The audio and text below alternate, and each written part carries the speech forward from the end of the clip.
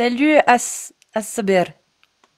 Bonsoir. Bonsoir, bienvenue à toi. As-sabr. As-Sabr. Merci. Ouais.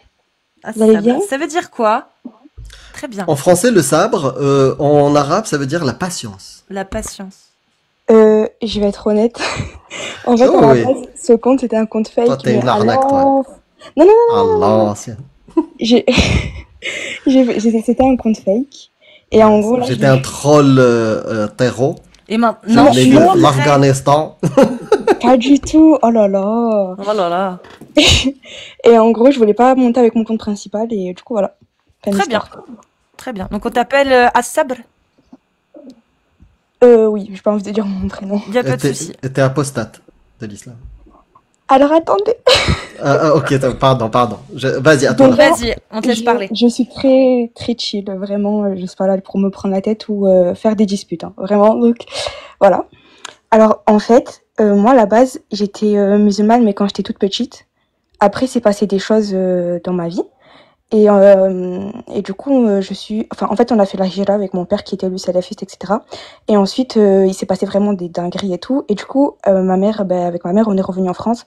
Et à ce moment-là, moi, j'étais toute petite et du coup, j'ai grandi dans du coup l'islam, salafiste, etc. Et quand je suis revenue en France, j'étais vraiment petite. Du coup, mon éducation, elle s'est fait hors islam et c'est là que j'ai commencé en fait à sortir de la religion, donc au collège. Et en fait, à ce moment-là, je me suis dit pourquoi l'islam, pourquoi pas le judaïsme et pourquoi pas le christianisme. Et en fait, je me suis dit en fait, c'est aucune de ces religions. Et puis j'ai vécu ma vie quoi. Au collège, tu te poses pas ce genre de questions. En vrai, j'ai juste apostasé, je voulais vivre ma vie comme tout le monde. Et voilà. Et du coup, en fait, ça fait il y a 4 ans, je me suis remise dans l'islam. Voilà, j'ai fait des recherches, etc. Et du coup, les recherches que j'ai fait m'ont mené à l'islam. Et à ce moment-là, au fil des années, je sais pas si c'est le mot, mais accentuée quoi dans la pratique religieuse, etc. Et le problème, c'est que cette année, je me suis inscrite dans un institut parce que du coup, on dit dans l'islam que l'étude de la science religieuse, ça mène au paradis, etc. Et tout, que limite, si on n'étudie pas, c'est très grave et tout. Du coup, je me suis inscrite. Et apparemment, quand on s'inscrit et qu'on étudie l'islam, et ben, on est protégé. On va dire, enfin, je sais pas comment expliquer, mais on est protégé contre les west-west, etc. Et en fait, moi, c'était tout le contraire. J'étais tombée en fait sur un hadith.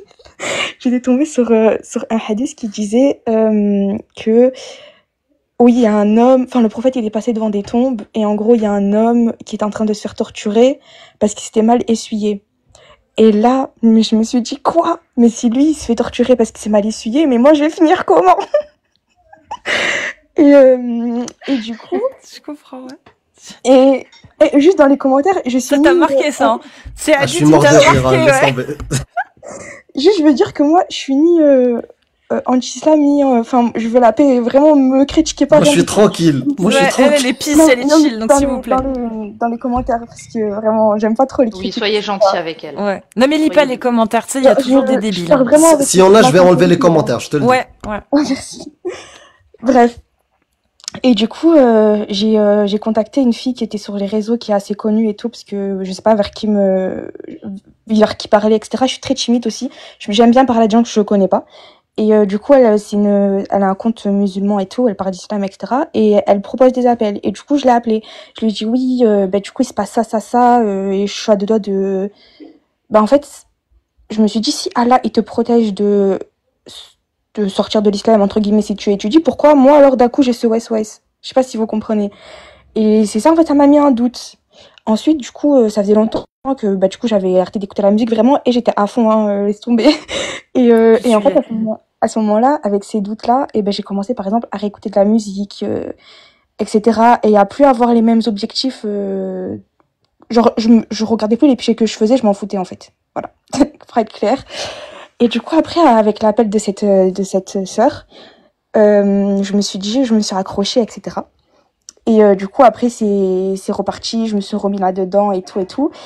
Et ensuite, je suis tombée sur vos lives, il y a pas longtemps. Oh mince. Ahmadou Bellah. Oh non, on est Non, désolé. Non, mais attends, parce que non, mais c'est pas vous qui... En fait, le truc, c'est que c'est que un jour, je suis tombée sur un de vos lives et il y a Amir qui avait dit, ça c'est quelque chose qui m'avait marqué. Il avait dit à une sœur qui avait plus d'arguments, bah tu vois, le fait que t'arrives pas à me répondre, c'est parce que t'es sous autorité religieuse. Et en gros, moi je me suis dit, mais pas du tout, mais qu'est-ce qu'il raconte à son lui, c'est un mécréant, je vais pas l'écouter et tout, bref.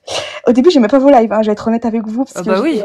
j'étais à fond dans l'islamisme, je me suis dit, mais qu'est-ce qu'elle raconte, en plus, elle porte un voile, elle manque de respect et tout. Après, jusqu'à aujourd'hui. Oui, bah, jusqu'à aujourd'hui, je le pensais, mais en fait, tout à l'heure, t'as expliqué ta raison. Et bref, voilà. Bon, on n'est pas là pour parler de toi. Enfin, pardon, mais t'as compris ce que je veux dire. T'as tout dit, on n'est pas là pour parler de moi, donc je t'en prie, continue. Non, enfin, je veux dire, je suis pas là pour te critiquer ou quoi que ce soit, c'est ça que je voulais dire. Et en fait, du coup, le problème, c'est que je suis toujours pas en mode... Enfin, je suis toujours pas sortie de l'islam parce qu'en fait, il y a toujours ce truc qui me dit... Enfin, j'ai toujours des explications qui font que je peux pas encore me considérer 100% en mode c'est bon, je suis sortie de l'islam et tout. Mais vu que en fait vous êtes pas, enfin au début vraiment je vous prenais pour des guignols et après j'ai regardé vos lives et vous en fait vous êtes renseignés et bien plus que moi. J'ai pas la prétention, et même si quand bien même je suis musulmane et tout, bon tout à l'heure Amir et Shana ont dit qu'eux aussi étaient musulmans, donc je pense qu'on se sait. Mais vous avez des connaissances, genre Cassius, à chaque fois qu'elle pose des questions, quand même au début je me suis dit que t'étais vraiment juste une hater, et ben en fait après oui ben alors les esclaves et tout nanana, et en fait personne n'arrive à te répondre, et même moi j'arrivais pas à te répondre, alors que au début quand je regardais tes lives je me suis dit ah mais moi aussi si je monte je vais grave réussir à trouver des trucs pour Je vais la mettre en PLS, elle va rien comprendre. Ouais. Et moi je vous dis je suis honnête, je suis sincère, je vais pas mentir. Mais le problème, c'est que du coup, voilà, j'ai encore ces explications qui vont que je m'accroche encore. Et je me suis dit, ben, un jour, je vais monter dans leur live, je vais leur donner mes explications. S'ils arrivent à me contrer, et là, c'est KO pour moi. S'ils arrivent pas à me contrer, ben, je sais pas. Voilà. Donc, t'as des choses, tu nous as ramené des choses, du coup. Alors, c'est pas que je vous ai ramené des choses, c'est comment moi je suis rentrée dans l'islam, et ce qui fait que j'y crois encore un peu, et voilà. Tu m'as fait penser à un témoignage qu'on a eu. Il y a un mec pareil, il vient sur nos lives, il pète un câble, il signale, il nous insulte. Bon, il est pas monté. En fait, il nous insulte dans les coms, il signale, il détestait. Et il s'est donné comme objectif d'avoir suffisamment de followers, parce qu'à l'époque, il fallait un minimum de 1000 followers, voilà, pour pouvoir monter. Et le temps de rassembler les 1000, bah, il est arrivé, il nous a dit, j'ai rassemblé les 1000, mais entre-temps, j'ai apostasié. Apostasié. Je me rappelle de cette intervention, elle était exceptionnelle. Épique, celle-ci. J'ai rigolé, ouais. Ouais. Il a eu le temps de ramasser les abonnés, il est monté apostat. Non, mais en fait, c'est vous aussi, vous êtes fort. C'est vraiment... C'est génial. Et quand je vous dis je suis passée du tout au tout, c'est-à-dire que j'avais commencé mes inscriptions pour partir en Arabie Saoudite pour étudier à l'université de la Princesse Noura. J'avais commencé mes demandes de bourse, à traduire mes diplômes et tout. J'avais trop hâte, je me suis dit, je vais porter le niqab et tout. Vraiment, c'était mon objectif, vraiment. Et en fait, c'est vraiment, en un claquement de doigts, j'ai changé. Et en fait, je vais pas vous mentir que ça fait... pendant un moment, parce que ça fait longtemps que j'ai connu vos lives et tout, que je suis dans une situation, mais de trouble intense. Je sais même plus comment réfléchir, je sais même plus quoi faire. Voilà. Des moments je fais la prière, des moments je la fais pas. Bon, en ce moment je la fais pas. Parce que, mais c'est vraiment, en plus je me suis dit, au début quand vous m'aviez mis le doute, j'étais pas vraiment arrivée à ce stade de certitude entre guillemets. J'étais vraiment un peu en mode, le voile et la prière, j'arrête pas. Jusqu'à ce que j'ai vraiment un truc qui fait que bon c'est bon, l'islam je la quitte.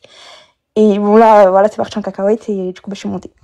T'es déjà tombée sur un de nos lives qui parlait de l'adoption?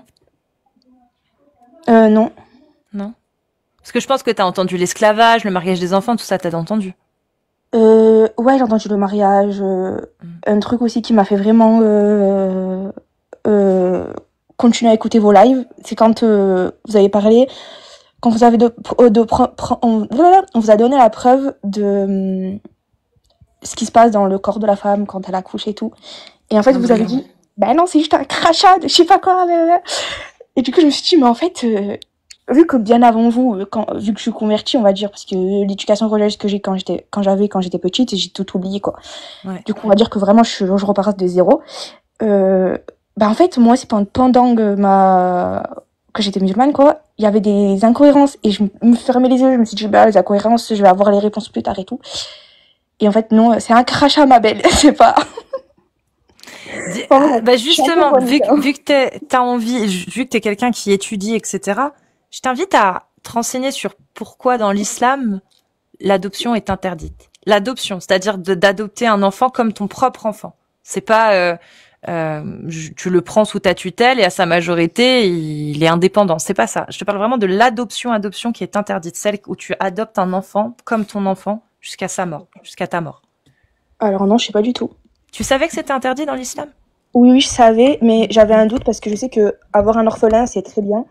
Et adopter, non, mais du coup, j'avais laissé ça entre parenthèses. Je m'étais pas renseignée plus que ça. Bah, tout est expliqué dans la sourate 33, dans les tafsirs, dans les exégèses, dans la sourate 33.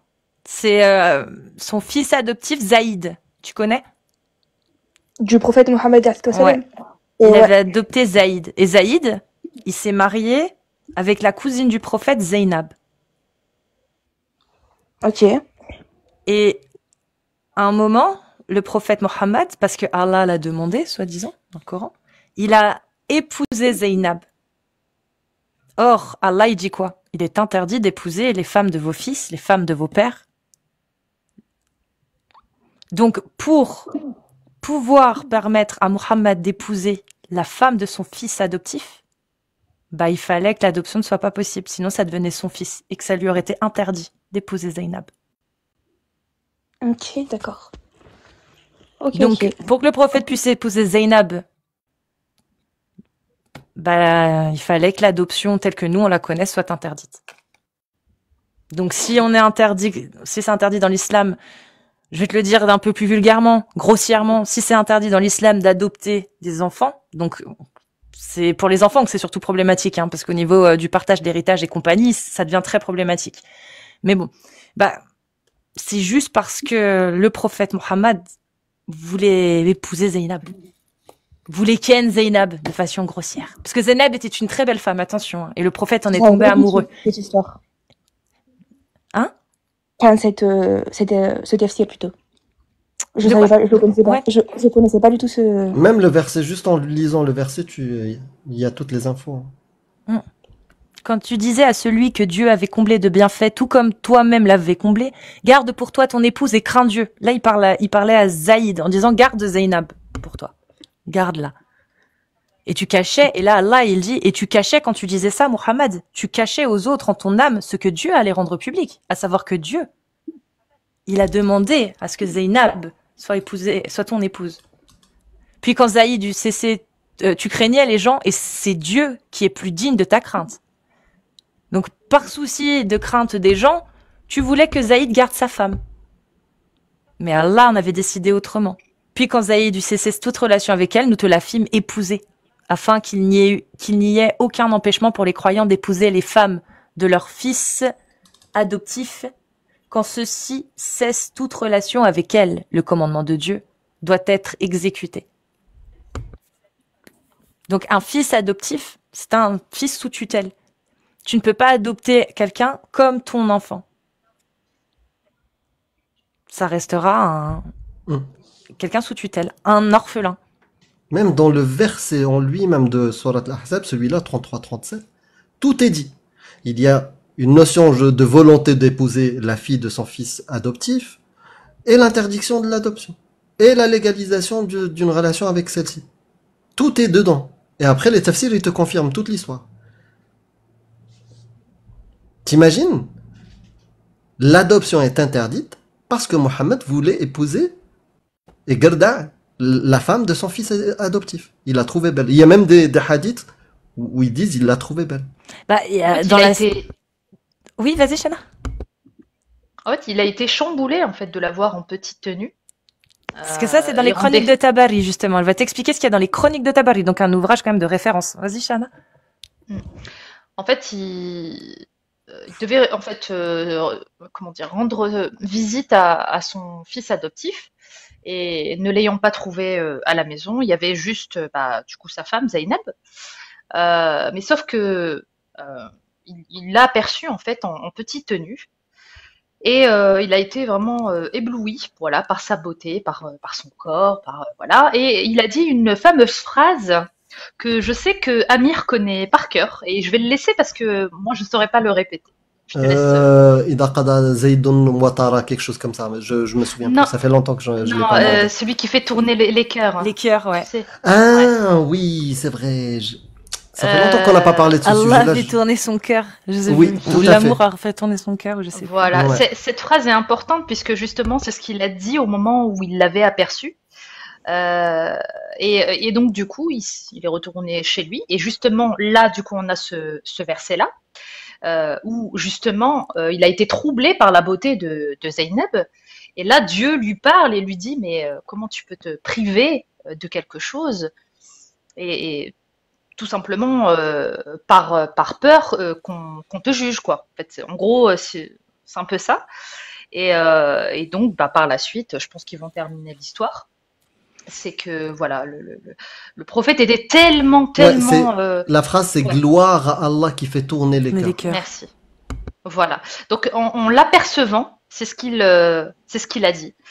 Euh, donc ouais, ébloui par la femme de son fils adoptif. Rien que ça, normalement, voilà. La C'est traduction de l'observateur, c'est waouh, le gros huc. Pardon, Mm. ah, non, Le boule. le pardon, Ouais, le le boule boule qui qui chamboule. le boule qui chamboule. Ah, enfin bon. chamboule. Et donc voilà Sacré pourquoi il y a une moment. distinction entre les enfants et les enfants adoptifs. Parce que tu peux pas adopter comme ton enfant à cause de cette histoire. Et ça, justement, tu peux le mettre en corrélation avec le verset du prophète. Amir, c'est le combien? Le verset où Allah énumère toutes les femmes qui sont licites pour le prophète. Ça va avec, bizarrement. Enfin, moi, je trouve que Exactement. ça va bien ensemble. Oui. Elle est par là. Oui, elle est là, ça y est. C'est la sourate 33. Enfin, bah, c'est la même sourate. C'est juste après. Tu vois, sourate 33. Même Ouais. sourate, verset 50. Oui, juste. Ô prophète. C'est ça. Donc, il fait cette taille, hein, ça fait un tiers, même plus, ça fait presque la moitié de la page. Tu vois? Ce verset-là, il fait, ô prophète, nous t'avons rendu licite tes épouses à qui tu as donné leur dot, ceux que tu as possédés légalement parmi tes captives ou esclaves, qu'Allah t'a destiné, les filles de ton oncle paternel, les filles de tes tantes paternelles, parce que Zaynab était sa cousine, les filles de ton oncle maternel, et les filles de tes tantes maternelles, celles qui avaient migré en ta compagnie, ainsi que toute femme croyante si elle fait don de sa personne au prophète, pourvu que le prophète consente à se marier avec elle. C'est là un privilège pour toi, à l'exclusion des autres croyants. Privilège du prophète. Je sais pas quoi dire. Ça fait penser à Raël un peu, tu trouves pas? Ouais. Mais attends, la suite du verset. Vas-y. Nous savons certes ce que nous leur avons imposé au sujet de leurs épouses et des esclaves qu'ils possèdent. Encore une fois. Encore une fois. Plein de fois dans le Coran c'est répété. Les esclaves qu'ils possèdent. Afin qu'ils n'eût donc point de blâme contre toi. Dieu est pardonneur et miséricordieux. On te Ah donne ouais, en plus, y a pas de souci, Raël est gentil, hein. Sabre. Si t'as besoin, on te donne. Il y en a assez. Raël, lui, il avait au moins l'élégance de donner des titres, tu vois.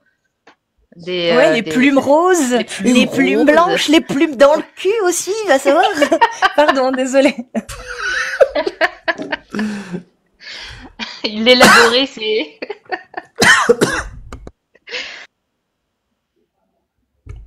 Non, il y a un truc qu'il faut savoir, sabr. Il faut sabr. C'est-à-dire, il faut la patience. La patience de chercher, la patience d'être totalement convaincu, dans un sens ou l'autre. Qu'on soit musulman, il faut vraiment la patience. Il faut pas de suite, ah, j'ai lu un verset, ashhadu anna la ilaha, c'est bon, je fais la shahada. Non. Attends, j'étudie. Si je suis totalement convaincu, là, je signe dans le club. Et Bah, pareil. c'était ça, hein, au début. Et pareil, quand tu sors, bah, avant de te désabonner, c'est bien aussi. Parce que sinon, ça marche pas. Il y a toujours la crainte de se tromper. Il y a, Mais c'est ça, là, en fait. nakir Je suis munkar. dans ce sens, là. Voilà. Là, je suis dans Donc, il faut ce... prendre le temps. Sabr. faut que tu n'aies plus de doute sur le fait que... Alors, c'est là qu'il faut Moi, pas j'ai se des doutes tromper. encore. Ah, ça, En c'est fait, là qu'il faut pas se tromper, justement. Juste, je me permets. oui, pardon. C'est que croire en Dieu, c'est autre chose. Mais par contre, croire que Dieu, c'est Allah et qu'il a révélé ce message, ça, c'est l'islam. Bah alors, Donc, du coup, s'il y a à de partir ce du moment où tu n'as plus de doute du fait que cette parole-là ne peut pas être divine, tu as le droit de croire en Dieu, en un créateur. Il a peut-être fait descendre aucun livre. Peut-être qu'il y en a un, peut-être qu'il y en a pas. Mais il faut pas que, si tu veux, tu peux toujours avoir le doute qu'un créateur existe, sans pour autant avoir de doute sur le fait qu'il a certainement pas fait descendre ça. Tu vois? Bah, en fait, est-ce que je peux ça si c'est trop long parce que je vais Vas-y, pas t'inquiète, monopoliser on la prend le parole. temps. On prend le temps, As. T'inquiète. Ok. Et je veux pas froisser les croyances d'autrui. Moi, vraiment, là, je vous dis vraiment ce qui s'est passé dans ma tête, mon cheminement, etc. Ok. Alors, en gros, quand du coup, je me suis renseignée sur l'islam et tout, euh, à ce moment-là, je me suis dit, enfin, j'ai répondu à la question où j'avais pas trouvé de réponse quand j'étais au collège. Je me suis dit, pourquoi pas le judaïsme ou le christianisme et pourquoi l'islam? Là, en fait, du coup, pour moi, c'est le Coran. Enfin, oui, bon, voilà, vous avez compris. C'est le Coran et pas autre chose parce que j'ai en fait fait l'histoire depuis le prophète Adam, alayhi salam, jusqu'au prophète Mohammed. Et en fait, j'ai eu pour moi, c'est logique et ça se suit le fait que du coup, il y a eu un seul Dieu, adoré par tous les prophètes, et c'était le même. Et avec ce qui s'est passé, surtout au temps de Moussa alayhi salam et de Isa alayhi salam, et ensuite ça a donné jusqu'à Mohammed alayhi salam, et bah, comment expliquer? Cet enchaînement? Ouais, voilà, cet enchaînement qui a amené au prophète, pour moi c'était vrai. Et pour moi, ça s'est pas arrêté à Jésus, comme pour les chrétiens par exemple, et pour moi, le prophète, c'est pas un imposteur. Et ça s'est pas non plus arrêté au judaïsme avec. Bon, le judaïsme, c'était avant et tout, mais bon, on va dire, le prophète qui a eu un livre, c'était Moussa. Et ça, est-ce que ça s'est pas arrêté aussi à Mohammed, ça s'est arrêté à Raël? Parce que Raël, il dit qu'il reconnaît tous ces livres-là. Vous parlez de Raël, mais je le connais pas. Depuis tout à l'heure, vous parlez de Raël. Il a 80 000 adeptes en combien? 30 ans? Il a 80 000 adeptes, plus que le prophète en 30 ans. Je le connais pas du tout, mais dans la Bible, enfin, je m'y connais pas trop. Non, tu sais pourquoi je te réponds? Parce que depuis tout à l'heure, parce que t'as dit l'islam, tu commences à douter et tout. Il y en a qui ont dit Jésus t'aime. Et là, j'ai répondu Zoutourlou qui l'aime encore plus. Tu vois? On va faire une bataille des dieux qui vont te récupérer, tu vois, dans le club. Je lis pas les commentaires parce que j'ai peur qu'on me dise des mauvais commentaires. J'aime pas lire les mauvais commentaires. C'est bien. Faut pas lire, c'est bien. très bien, t'as raison. Il y en a pas là trop des mauvais, t'inquiète, j'en ai pas vu, mais lis pas quand même. Non, il y en avait pas. Du coup, je me posais la question pour elle. Bon, je le connaissais pas du tout, mais en tout cas, dans le Coran, c'est dit que le prophète Mohammed, alayhi salam, c'est le dernier qui allait être envoyé. Et je suis pas vraiment 100% sûre, mais il me semble que dans la Bible, je sais plus laquelle, il y avait écrit comme quoi un consolateur allait venir et que c'était le prophète. Et aussi dans la Torah, il y avait un moment aussi qui disait que le peuple de Moussa devait aller trouver leur prophète au Moyen-Orient, enfin quelque part en Arabie Saoudite. Franchement, je vous dis ça de tête, je l'avais lu quelque part, je sais plus vraiment exactement ce que c'est. Et du coup, non, pour moi, c'est pareil. Enfin, voilà, pour moi, si ça doit être quelqu'un, ça doit être le prophète Mohammed. Tu parles de Ahmed, c'est ça? Qui est... genre le ça, nom c'est dans les qui a récits été- islamiques, pas dans les évangiles ou dans la Torah. Ça, c'est dans le récit islamique. Mais comme je vous dis, j'ai vraiment pas de connaissances ou quoi que ce soit. C'est ce que j'avais lu. Je ne veux pas froisser ni les juifs ni les chrétiens. C'est vraiment voilà, dans ce que j'ai vécu et mon parcours, on va dire. Ouais, dans ce que tu as étudié, dans l'islam, c'est exactement ce que tu viens de dire. Dans tous les cas, c'est même si c'est, je sais pas si c'est ça parce que tu m'as pas confirmé. Dans tous les cas, c'est Ahmed, c'est pas Mohamed, tu vois. Et pourront te le confirmer que, en tout cas pour ceux qui suivent la Bible, Et ça ils n'a disent rien en à tout voir. cas, bah ouais, non, ils ne retrouvent pas ça dans leur livre. Mais, Plutôt dans les mais récits de islamiques. toute façon, si tu utilises la même méthodologie, la même méthodologie, c'est-à-dire regarder les atrocités, lire les textes tels qu'ils sont, les comparer à la connaissance scientifique, les comparer à ton sens moral à toi, ça m'étonnerait vraiment que d'autres mythologies puissent te convaincre. Vraiment. Quand je parle de mythologie, je parle des autres religions, qu'elles soient monothéistes ou polythéistes. Hein. Mais j'espère que je vais pas rentrer dans un débat politique là.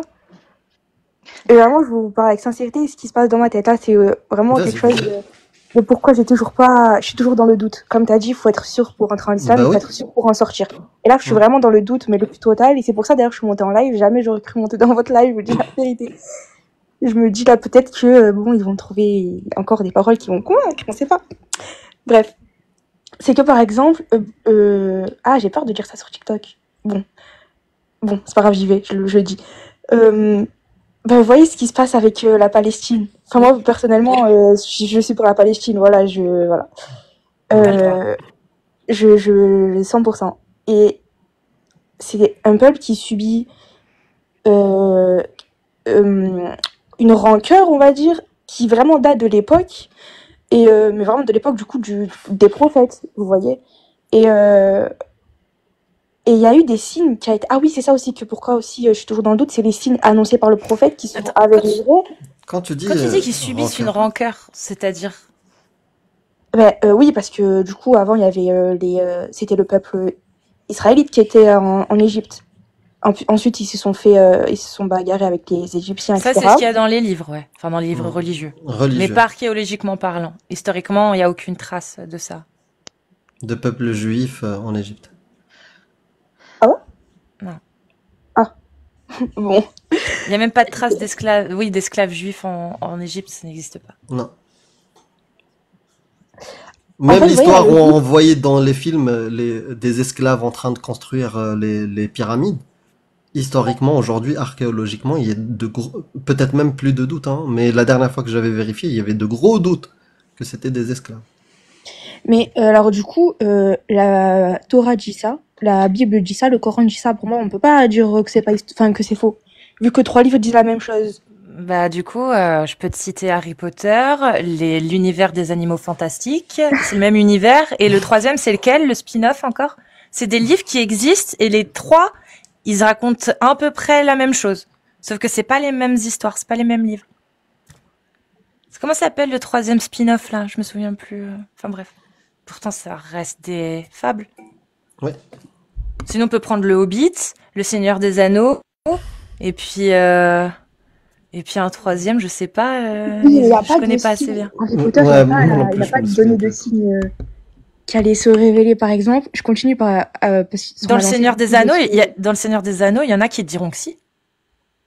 Tu veux que je te donne un exemple? Le Seigneur des Anneaux, il y a des identitaires et conservateurs un peu qui expliquent que Tolkien a raconté l'invasion des Arabes et des Noirs des Occidentaux.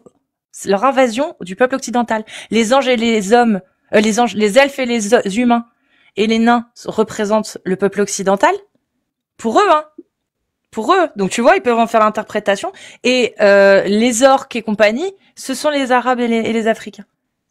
Tu vois ce que je veux dire? C'est n'importe quoi. Pourtant, ils le tirent d'un livre, tu vois aussi. C'est l'interprétation qu'ils en ont faite qui est complètement débile, on est d'accord. Bah, ça peut être la même chose pour les 3 livres abrahamiques. J'ai jamais lu ou regardé Seigneur des Anneaux, mais c'est une fictive créée par les humains. Ah oui, tu vas me dire oui, mais qui te Mais pareil pour la Bible. Pour moi, c'est fictif aussi. Il y a rien. En fait, tu veux, il y a pas de preuve archéologique. La seule différence entre Harry Potter et la Bible, c'est que la Bible a plus de 2000 ans, et donc c'est compliqué de trouver des traces archéologiques pour prouver que c'est faux ou que ce soit vrai, tu vois, ou que c'est vrai. Alors que Harry Potter, bah aujourd'hui on le sait, c'est contemporain, on sait que c'est faux. Mais comment on fait pour vérifier si un écrit est vrai quand il date de 2000 ans? Bah on regarde les preuves scientifiques et archéologiques. Et là, bah on trouve rien en corrélation avec tout ça. Le déluge, on trouve rien. Comment ça s'appelle là, ce que les Tarques a balancé Dieu sur l'Égypte, les fléaux d'Égypte, on n'a aucune trace. Enfin, il y a plein de trucs, il y a aucune trace en fait. La trace des Juifs en Égypte, que dalle. La lapidation de Kamlot. Alors, on n'a aucune bonne raison de penser que c'est plus vrai qu'Harry Potter. Pardon? Pour qu'il n'y avait pas de traces juifs, je savais pas du tout. Enfin, que pour moi c'était pour moi c'est historique. Non. Du coup. Un autre truc aussi, là vraiment, je vous dis tout ce qui passe par ma tête. Comme ça, après, vous me donnez vos. En vrac. Voilà, c'est ça, en vrai. Quand je suis stressée, j'ai du mal à m'exprimer. Moi, quand il y a eu le conflit Israël-Palestine, ça fait pas que depuis le 7 que je suis française, ça fait vraiment depuis que que j'ai l'âge de me cultiver moi-même, etc. Donc ça fait longtemps du coup j'ai regardé un peu les vidéos de tout ce qui se disait, etc. Du coup j'ai regardé des vidéos de sionistes qui habitent en Israël. Eux ils faisaient des vidéos en disant oui, nous notre but c'est de détruire la mosquée qu'il y a à Jérusalem et de construire le nouveau temple El Aqsa, je crois. Ou alors c'est la mosquée qui s'appelle comme ça, je sais plus du tout. Al-Aqsa, c'est la mosquée, ouais. C'est la mosquée. Ok, voilà, ils veulent détruire la mosquée pour construire leur temple, et ensuite à ce moment-là, ils vont faire venir le Dajjal. Et ça aussi, c'est quelque chose que le prophète il avait prédit. Vous voyez ce que je veux dire? Genre, ça se suit. Ouais, mais est-ce que il est arrivé ce Dajjal là? Mais, je sais pas, il arrive, non? Bah, on l'attend toujours. Parce qu'il y a trop de signes. Déjà, par exemple, ce qui se passe en Palestine et Israël. En fait, tu parles des signes de la fin des temps, c'est ça? Ouais, oui, mais du coup, annoncé par le prophète. Parce que du coup, c'est ça Tu sais, le prophète, il a annoncé aussi, il a donné un signe de la fin des temps. Il y a une personne, il y a un hadith, il est venu lui dire, Mata sa'a, quand est-ce que l'heure? Il lui dit, il lui répond plein de trucs, voilà, importants. Mais le point le plus important, il lui a dit, l'heure arrivera avant que ce roulam, il y avait un petit gamin qui passait par là, avant que ce roulam ne connaisse la vieillesse. C'est quoi le roulam? J'ai pas compris, désolé. Un enfant qui passait par là, il lui a dit, la fin des temps arrivera avant que ce petit enfant ne connaisse la vieillesse. C'est-à-dire avant qu'il ne vieillisse. Avant qu'il, ouais, ok. Cet enfant-là, il est plus là, hein. On a dépassé l'heure. Oui. C'est quoi cette prédiction un peu bizarre? Et c'est un hadith sahih, hein. Donc, ils sont où les signes de la fin des temps? Le prophète, il s'est trompé. Et c'est pas la première fois, hein. C'est pas la première fois. Ah, parce que j'ai donné un hadith, Amir. T'avais un truc à dire, Amir? Ouais, juste une prédiction, une deuxième prédiction du prophète. Le prophète dit, il y a un verset, Roulibat Rom. C'est le premier verset de Surat Rom. Les Romains, ou les Byzantins. Ça, c'était un pari de Abu Bakr, qui a fait un pari. Il a dit aux gens, les Byzantins vont vaincre contre les Perses, fi adna al-ard en plus, dans les 3 ans. Abu Bakr a fait ce pari. Le prophète est rentré dans le pari parce qu'il a vu le temps passer. Il lui dit non, 3 ans, vas-y négocie autre chose et négocie aussi le pari. Il lui dit tu sais quoi, dis 9 ans. Donc ils ont noté 9 ans dans le pari.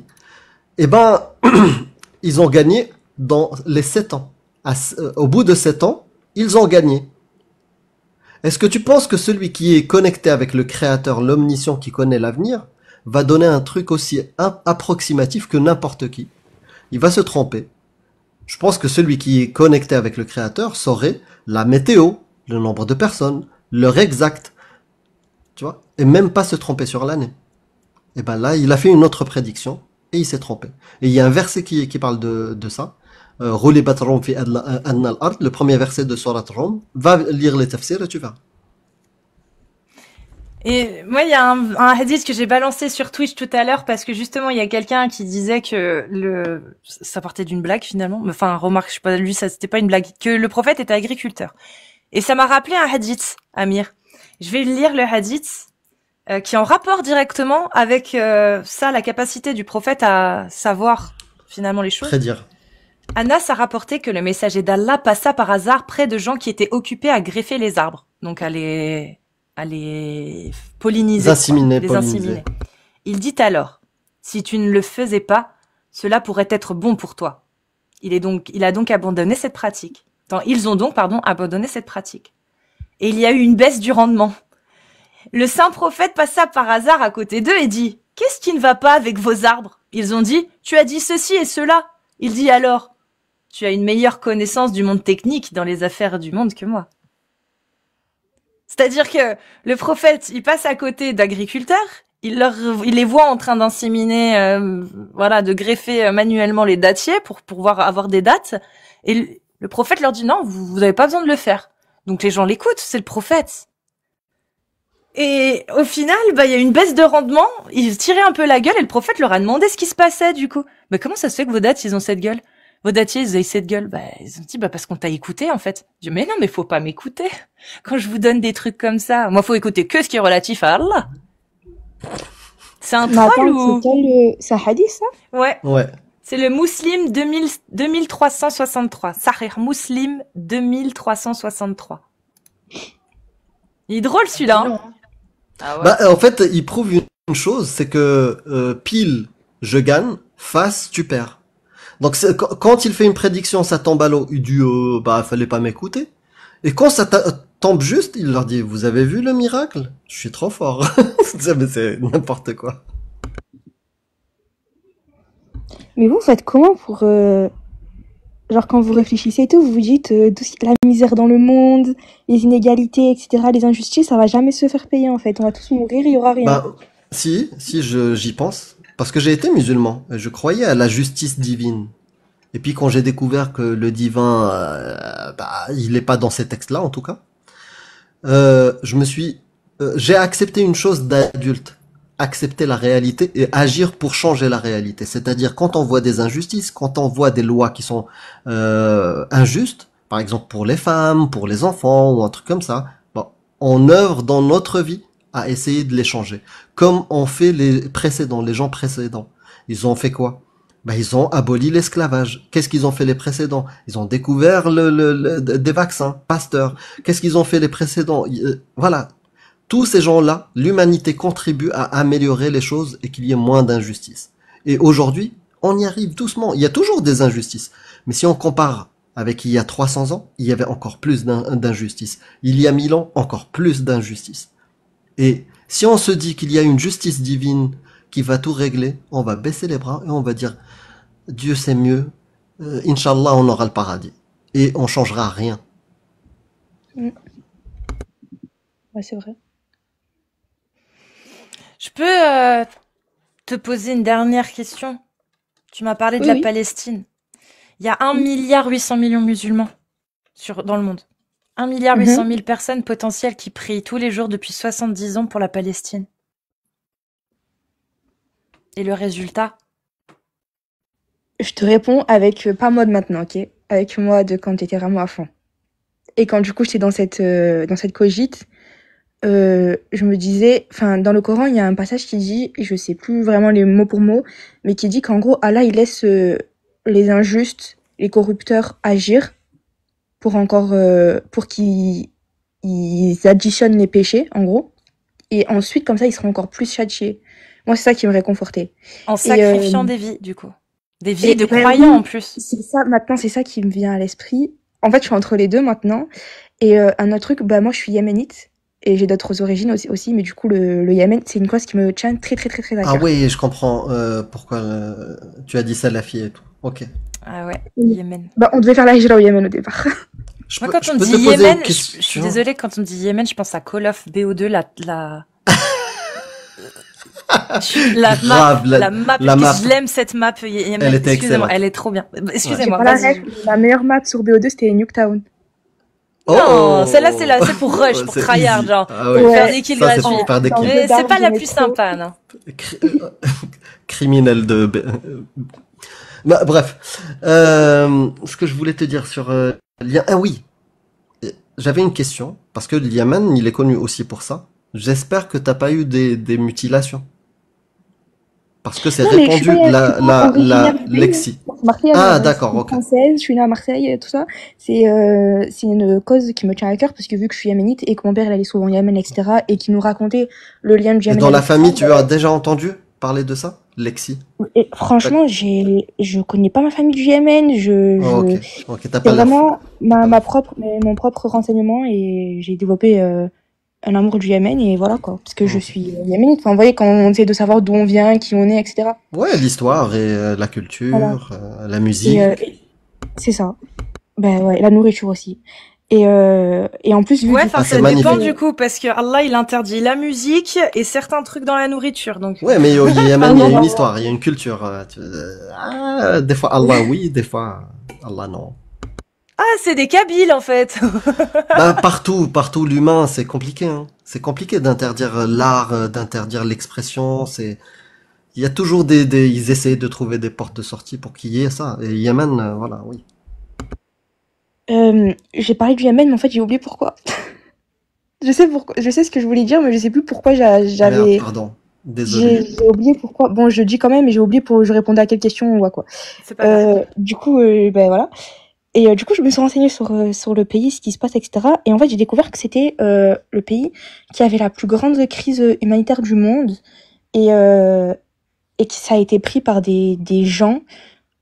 Bon, là, je veux pas rentrer dans un débat islamique, les chiites, les salafistes, les sunnites, machin, mais en gros, une catégorie de musulmans qui considéraient, en tout cas dans l'islam sunnite, comme enfin, qui sont pas musulmans, quoi, comme des mécréants, puisqu'ils font des trucs graves et tout.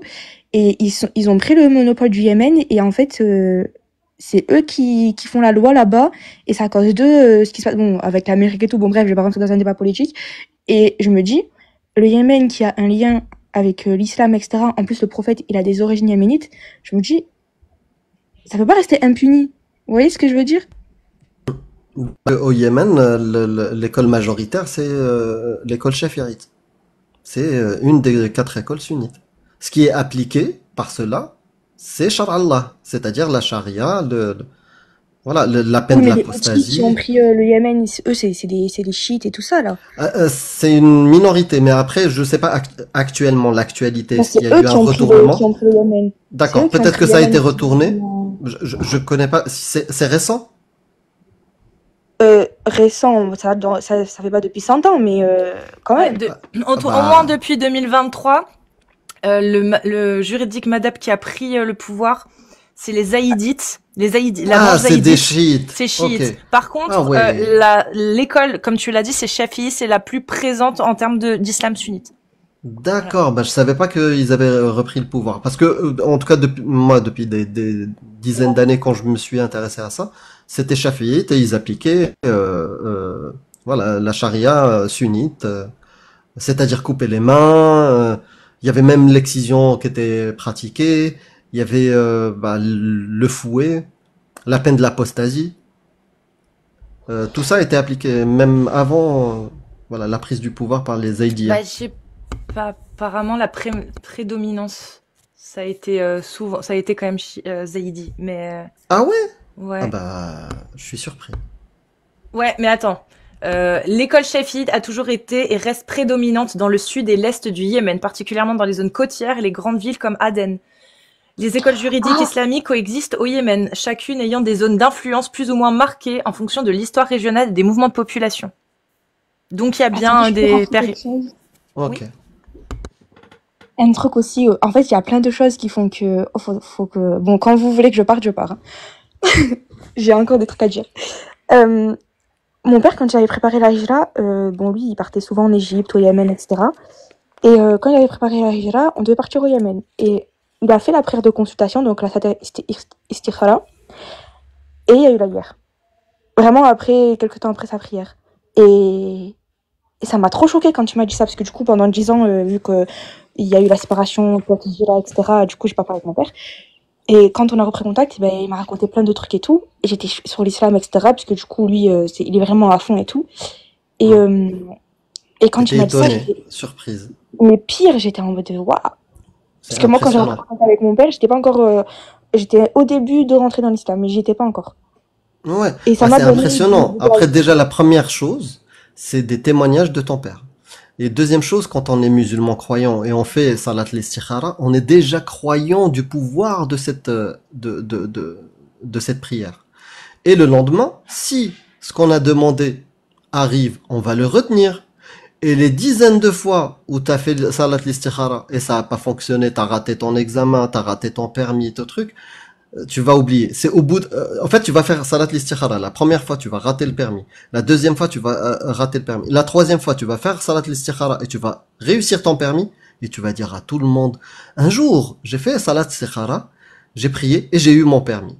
Voilà. Et là, ça apparaît, waouh, c'est miraculeux. Mais tu l'as fait 3 fois. Tu l'as raté 3 fois. Et c'est au bout de la troisième ou la quatrième que Je ta comprends ce que tu veux salat dire. a fonctionné, tu vois. C'est comme les signes Donc c'est un astrologiques, en biais. gros, vu qu'il y a des choses qui Ex- Tu correspondent, m'as alors on rappelé peut... un truc, Amir. Ouais. C'est trop fort. Tu m'as rappelé un truc. C'est qu'il y a une grosse période où moi j'ai, vous savez, hein, bon, boîte manuelle, hein, euh, c'était compliqué. En plus, j'étais pas au top, tu vois, à cette période. Et bah, il y a une période où je faisais la prière, vraiment, comme ça et tout, vraiment à fond. Et à un moment, bref, j'ai espacé. Je voulais d'abord me reposer et ensuite, je voulais reprendre en fait mes heures de conduite. Et le jour de l'examen, mais vraiment, je sais pas ce qui m'a pris.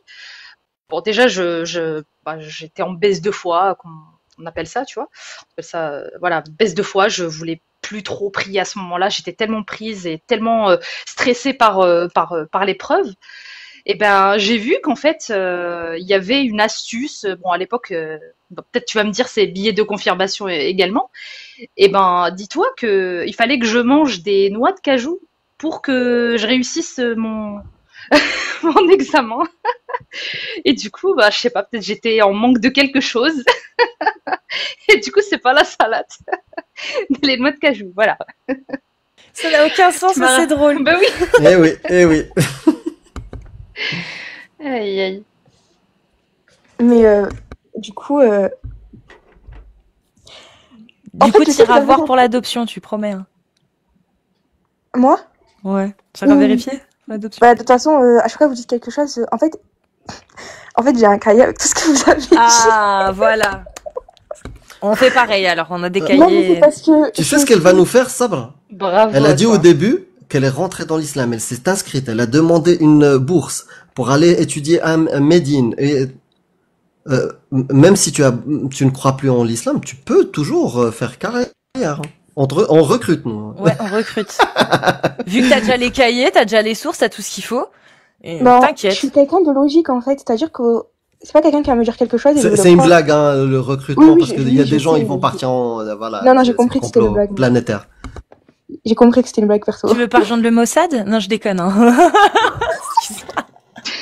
Quelle J'ai horreur. parlé 15 minutes de la Ça poutine. recrute. Ça recrute aussi. Non, parce qu'à ce qui paraît, on travaille pour le Mossad, ce qui est totalement fou. Hein. Ah oui, j'ai la ref. C'est les sionistes. Les sionistes. Tout est de leur faute, de toute façon. Ah, qu'est-ce que je te dis? Ils portent tous les malheurs du monde. Ouais, Incroyable. C'est de notre faute.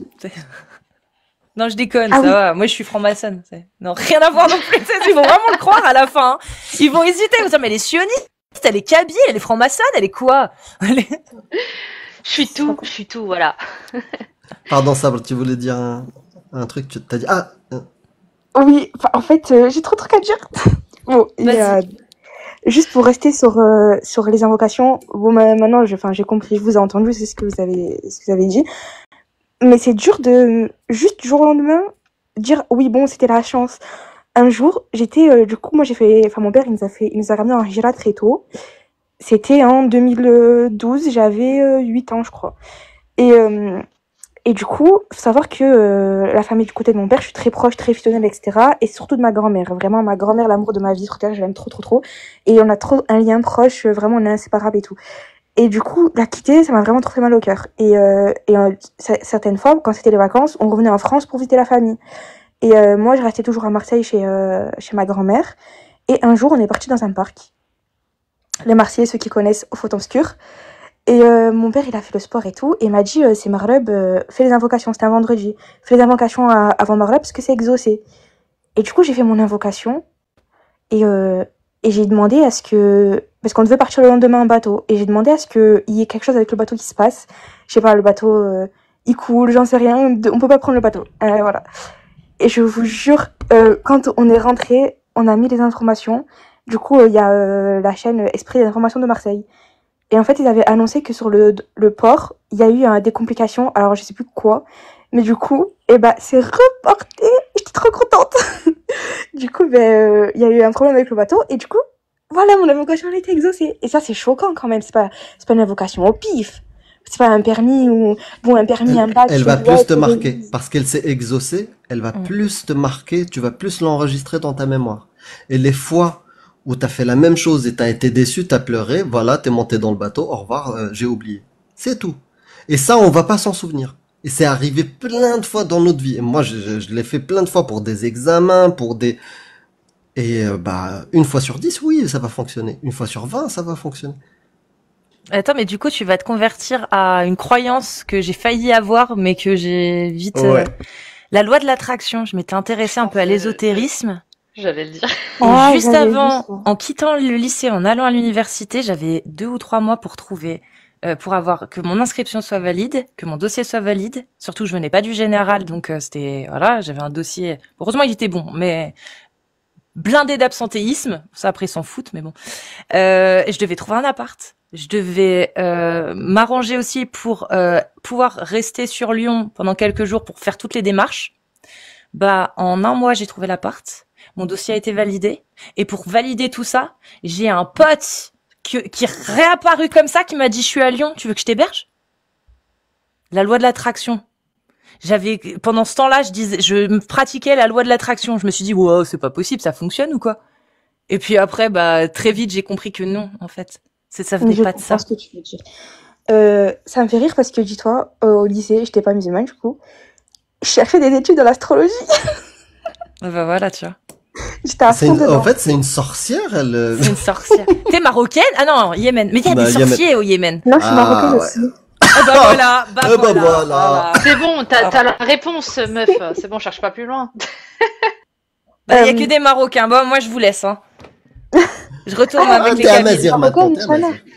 Oui, mais je suis algérienne aussi. Oh, bah, c'est... T'es un panaché.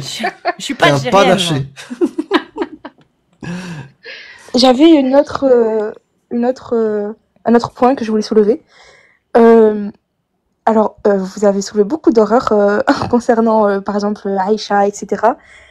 Mais moi, je vois ce côté, je l'entends que maintenant, depuis que j'écoute vos lives, parce que du coup, je me suis jamais concentrée sur, on va dire, les dingueries de l'islam, enfin, on va dire ça comme ça. Et je me suis toujours concentrée sur le côté waouh. Et un truc aussi que... Ah, le côté waouh, le côté bien. Oui, pardon, je m'exprime mais vraiment trop mal.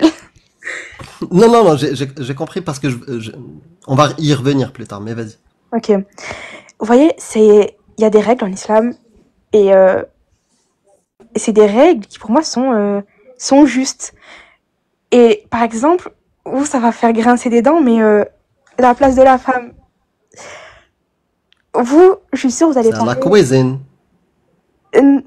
Bon.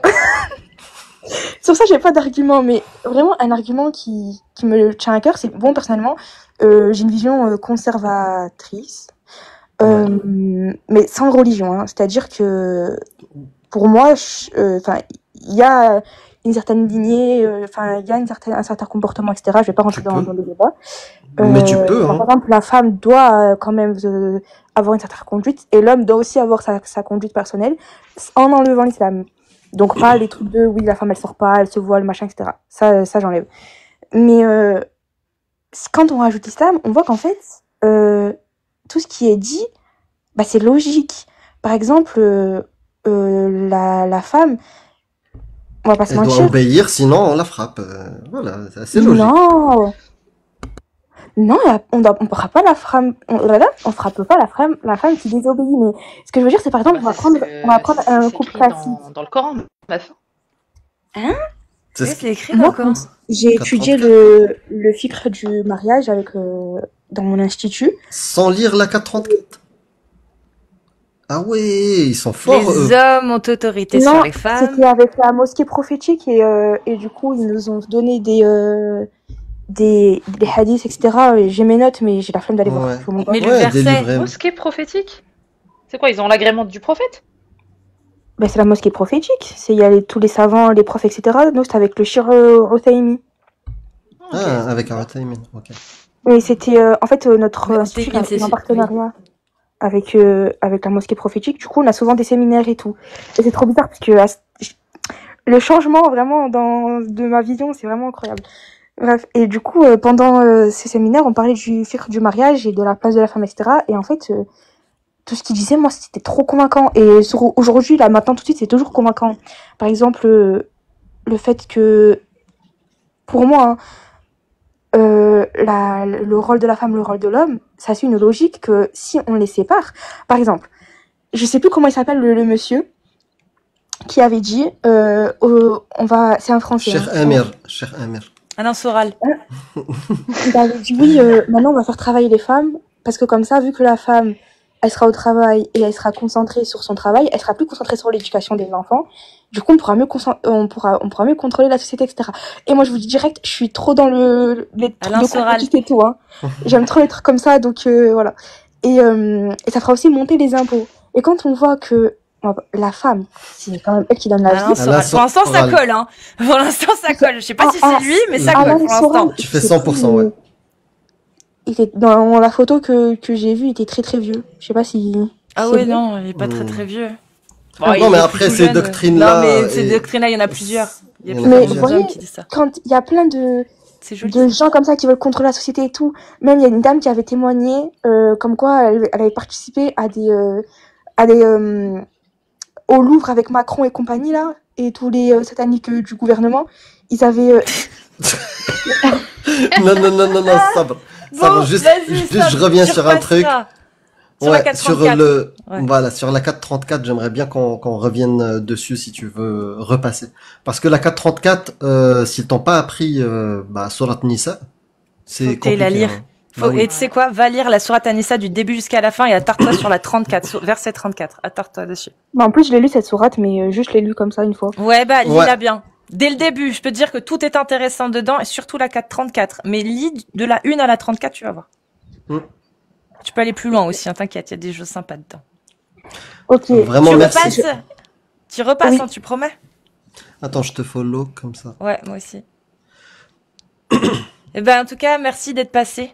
Et tu repasses quand tu veux, on t'a follow comme ça, direct quand tu repasses, on saura que c'est toi. Ninja Sabre. Je vais t'appeler Ninja Sabre. En gros, je lis ce que vous m'avez dit, ensuite je repasse et je parle. C'est ça. Oui. Ouais. Oui. Ok. Bon, ce sera pas ce soir, mais un autre jour peut-être. Non, non, une autre fois. Salut en tout cas et merci à toi. Oh, c'était cool, t'es adorable. Merci, bonne soirée. Grave. Au revoir. Reste comme tu es. Change rien. Bon, j'espère que j'ai pas blessé des personnes dans les commentaires.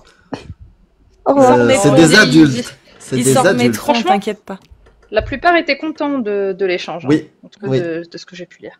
Oui, t'as eu pas mal de compliments. Super. Bon, bonne soirée alors, au revoir. Salut, bisous, prends soin de toi. Et bon ramadan, du coup, quand même. Oui. Parce que je pense que tu le fais quand même. Bon, en tout cas... Et on enchaîne les bons, là. C'était cool. Ouais. Moi, je pense que je vais vous laisser, en tout cas. J'ai passé une excellente après-midi. T'as les mêmes horaires que Loremlo, c'est fou. Ouais, je commence à... C'est étrange. Ouais, c'est le meilleur exemple à suivre. En tout cas, en semaine. Meilleur que le prophète, en tout cas. Ouais, bien c'est ça. Voilà, c'était super cool. J'ai apprécié passer ce petit moment avec vous. Plaisir partagé, Et voilà. Et puis, oui, du coup, dernier petit truc. Le livre de Cher Ali. Voilà, oui, c'est bien lui. Merci, Amir. Ali Ababoua. Voilà. C'est ça, Incroyable Islam. Shirala l'Islam. Que vous pouvez retrouver sur Amazon, disponible donc en livre ou Vous livrez partout le livre de Cheikh Ali? Oui, partout, international.